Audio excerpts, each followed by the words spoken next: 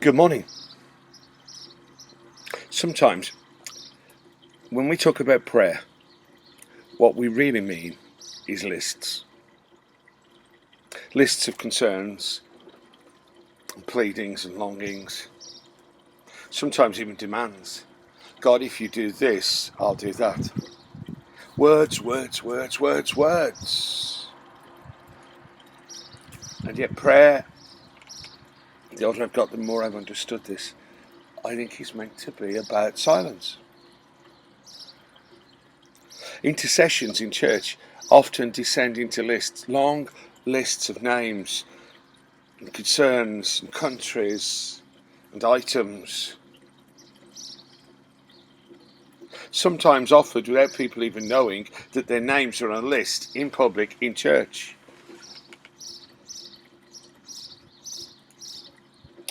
Now, don't get me wrong, prayer is about speaking and sharing with God. God loves us and longs for us to spend time getting closer to Him, time listening to her. All of that's so very, very true. But really prayer has to be about much, much more. And strangely, a lot less. During these lockdown days, I started listening to music that I'd managed to either miss or dismiss through my life. And I realised early on that one of the artists, one of the stars of music that had to appear on that list was Elvis Presley. One of the absolute giants of popular music. Because I'd managed to get to my age and never actually sit down and listen to Elvis. Yes, of course, tracks have come on the radio, and I've always tuned them out. And so, about 6 weeks ago, I listened to Elvis for one whole week, non-stop. And well, I actually discovered I really like Elvis. There was one song I did know well way before this lockdown time, and that was this one, A Little Less Conversation. It was released originally in 1968, a couple of 3 years after I was born, but it was remixed so wonderfully in 2002 as JXL versus Elvis, and that's the track I knew. The main repeating line in that song was, of course, a little less conversation, a little more action. In our prayer lives, I think we need to recognise that we need a little less conversation and a little more listening. Listening in quiet. Being still. Waiting for God. And then when we've managed to ace that task, when we've managed a little less conversation and a little bit more listening, we can move on and do much, much better and have a lot less conversation and a lot more listening.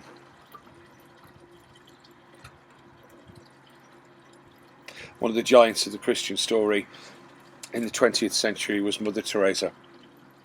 And when asked what she did in prayer, she responded, I listen.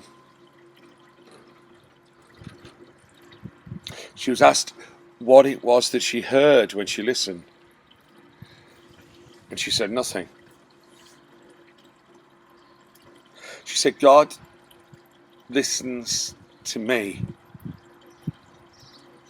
I listen to God.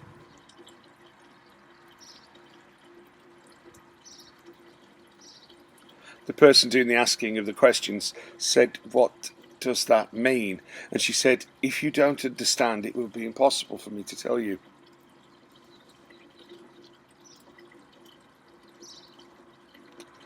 Prayer isn't about asking. It's about listening. That's what Mother Teresa was trying to get across.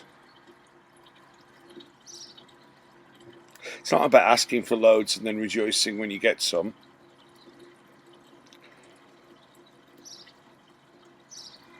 There's something in prayer that we need to rediscover in this age. That prayer is about mystery. silence and stillness.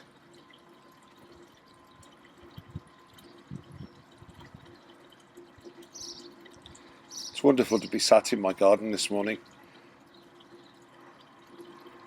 looking around at the flowers we've planted, the vegetables we're trying to tend.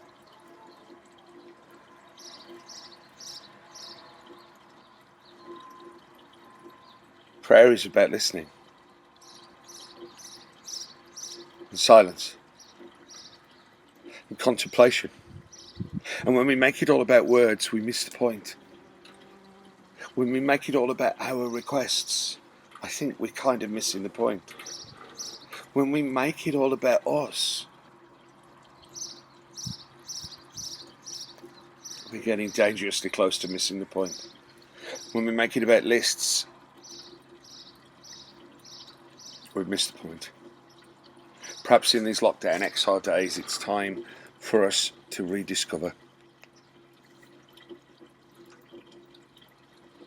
To rediscover what our ancestors knew. That it's more important to be still than to speak. In these lockdown days, in these times of spiritual exile, when we're unable to meet, it's time to flex our muscles, our spiritual muscles, by training our minds and our hearts once again to listen for the still small voice of God. You don't need any expensive gym gear. You don't need any expensive treadmills.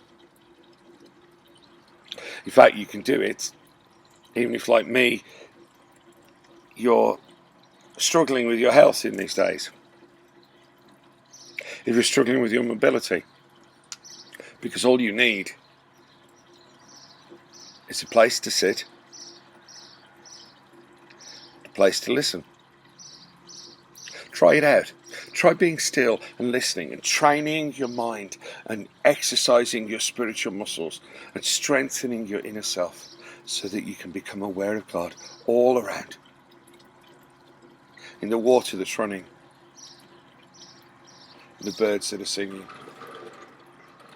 I want to conclude by sharing a very short 6-line reflection written by Tom Schumann in 2018. I hope this gives you a picture, and in that picture in your mind that it might live and inspire you in this week ahead. Tom writes, "Make time to exercise like a bird watcher, to be still and silent through the hours. We wait in prayer for you to swoop into view, hope floating on Spirit's breath. Make time to exercise like a bird watcher, still and silent." That's my prayer for myself and for you in these days. God bless you.